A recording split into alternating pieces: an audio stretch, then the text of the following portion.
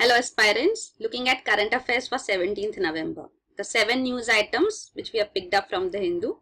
The first one, is demonetization law safe in law? So this is the Supreme Court is hearing a petition against the demonetization initiative of the government. We discussed this in news yesterday too, that the Supreme Court refused to put a stay on demonetization, but yet it is hearing the arguments. So presently the petitioners are arguing that what is the law on the basis of which this demonetization took place, because section 26(2) of Reserve Bank of India Act of 1934 allows the center to declare any series of banknotes of any denomination ceasing to be a legal tender. But what has presently been done is all series of the banknotes of rupees 500 and 2000 and 1000 both have been declared not a legal tender. So this is the constitutional validity of demonetization being questioned. Also they are questioning that how the government is insisting on identity cards for people who go for currency exchange, the indelible ink which is put on their fingers for currency exchange. So what is the law on the basis of which such initiatives are taken? So of course it highlights that the other two demonetization drives which took place in 1956 and 1978 respectively were not of this scale, as in 1956 only banknotes minted before January 13, 1946 were declared not a legal tender, and in 1978 too the demonetization of high value currency was only 2% of the total currency value in circulation. So it was also not significant. So these are the arguments made. We'll hear more about this too as the case proceeds, and Supreme Court's views on this will also come forth. Next is Apex Court refuses to lift ban on Jallikattu. So Jallikattu is this bull taming festival which Tamil Nadu calls a sport, which takes place during the Pongal season in Tamil Nadu. So Supreme Court has put a ban on this because it says it results into torture and cruelty for the animal involved, the bull, and this goes against the Prevention of Cruelty to Animals Act of 1960. Tamil Nadu government argues that it has enacted Tamil Nadu Regulation of Jallikattu Act of 2009, which has brought in regulations, guidelines to ensure that there is no torture and cruelty on the animal. So these are the arguments they put forth. It says it's an ancient cultural practice which is being followed and there is no harming to the bull which is done. But the Apex Court argues that why is this taming the bull taking place, because bull is a domestic animal. So why taming of a domestic animal is undertaken? So these are the questions put forth to the Supreme Court. Also said that this is not an essential religious practice which has to be upheld as well. So these are the arguments. It had banned Jallikattu in 2014. The Tamil Nadu government tried to turn around and ensure that the ban is revoked by passing an act, but the Supreme Court has put the ban and says the ban stays. It refuses to revoke the ban on Jallikattu.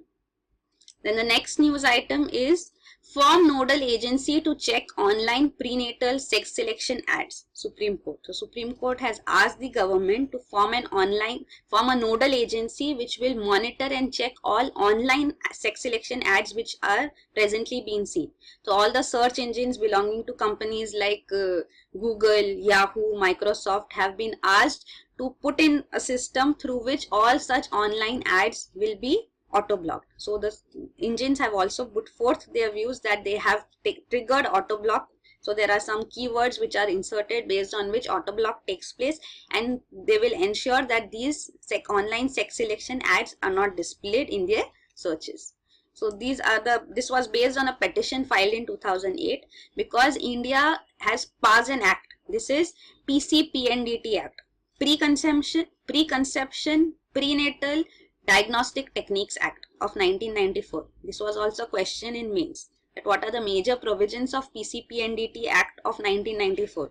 Also the UPSC gave only the short form. It did not give the elaboration too. And it asked what were the implications of 2003 amendment to this PCPNDT Act. So this is already a question in mains. So you should know about this. So it was actually PNDT Act of 1994. It became PCPNDT after 2003 when the diagnostic techniques. So there are diagnostic techniques during pregnancy which are used to find out abnormalities and the growth of the fetus. But then these diagnostic techniques can also reveal the sex of the fetus. So the sex of the fetus should not be revealed to the parents, to anybody, is mandated under this act.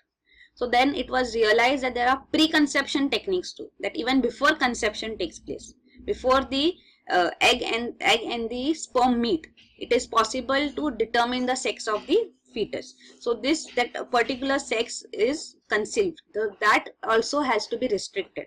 So such techniques like X and Y chromosomes, you should know, we have 23 pairs of chromosomes. So for the fetus, the sex cells have only, the sperm and the egg have only 23 chromosomes each. So 23 from the sperm and 23 from the egg come together, and a fetus with 23 pairs of chromosomes is formed, the cell is formed.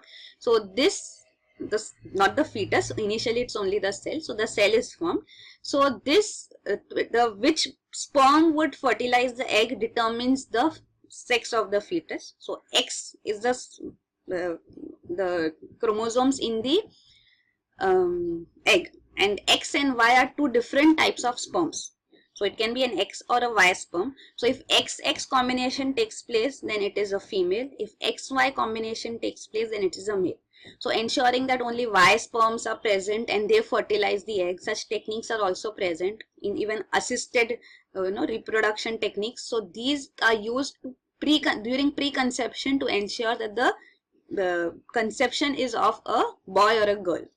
Generally it's a boy which is preferred, as we see. That is why we have this act in place, to ensure and eliminate female feticide.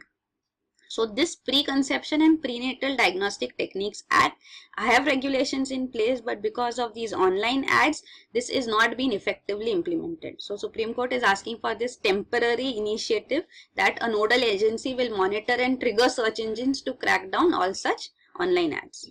So that is the news. You can look at the highlights of this too. We know that the sex ratio in India is poor, especially in some states like in Delhi. According to 2011 census, the sex ratio is 886 girls per 1000 boys. In Haryana, which has the worst sex ratio, it is only 836 girls per 1000 boys. Even in Punjab, it is 856.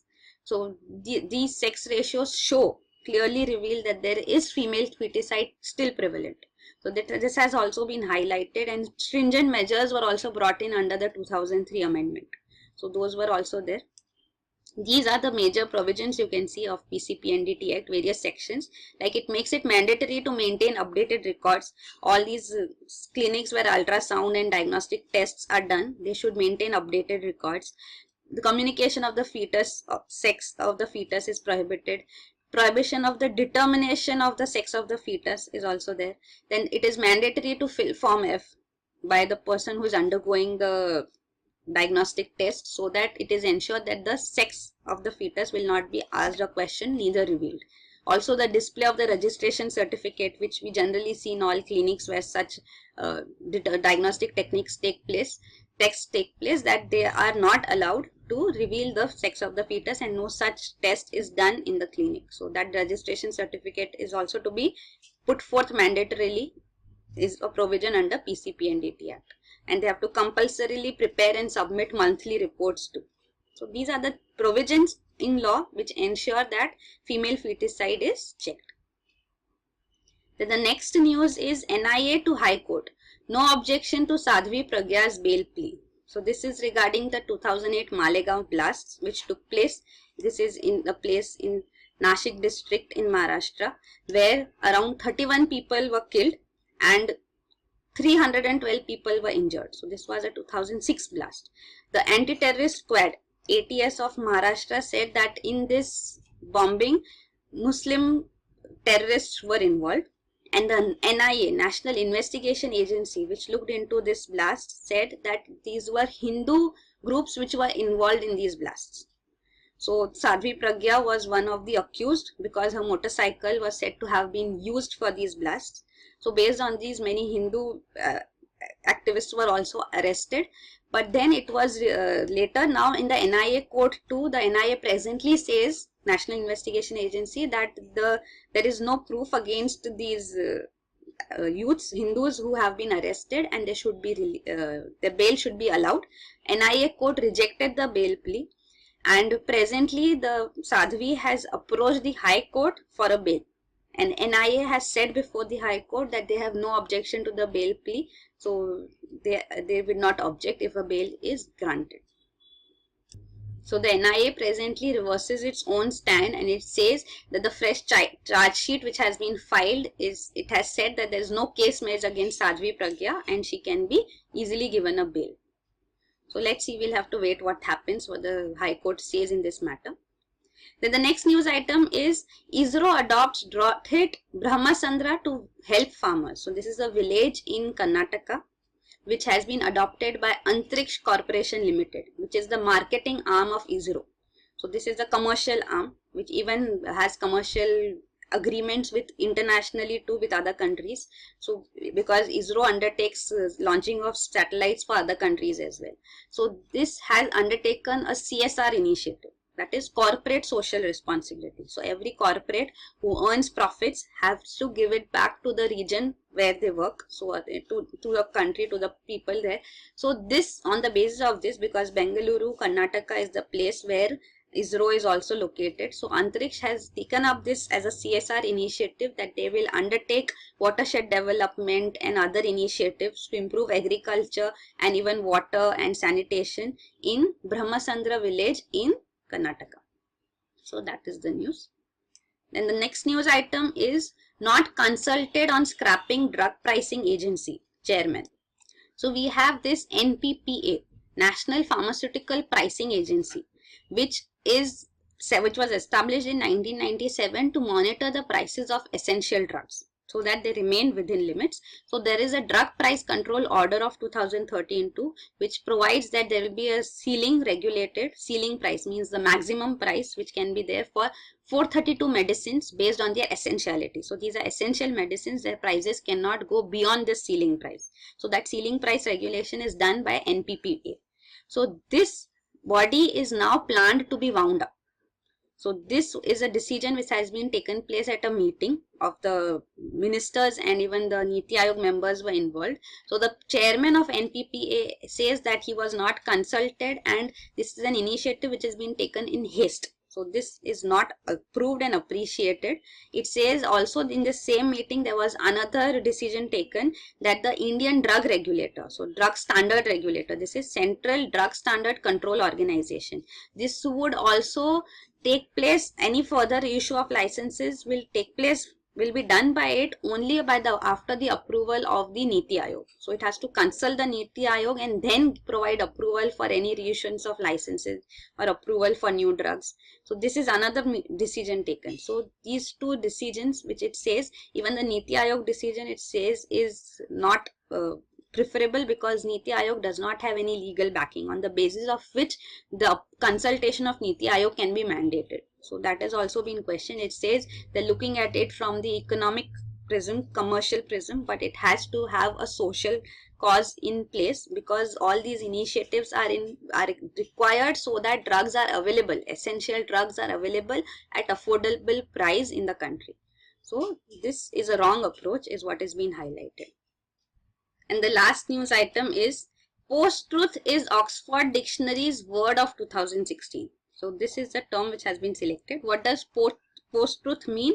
It is a word relating or denoting circumstances in which objective facts are less influential in shaping public opinion than appeals to emotions and personal belief. So this has seen a spike in the usage, the term, after and during Brexit, and also during the presidential campaigning and the winning of elections of Donald Trump as the US president. So this is what it is, that objective facts are relegated to the background and public opinion is shaped through emotional appeals and personal beliefs of individuals. So that is it. So these are the news items for today. Thank you.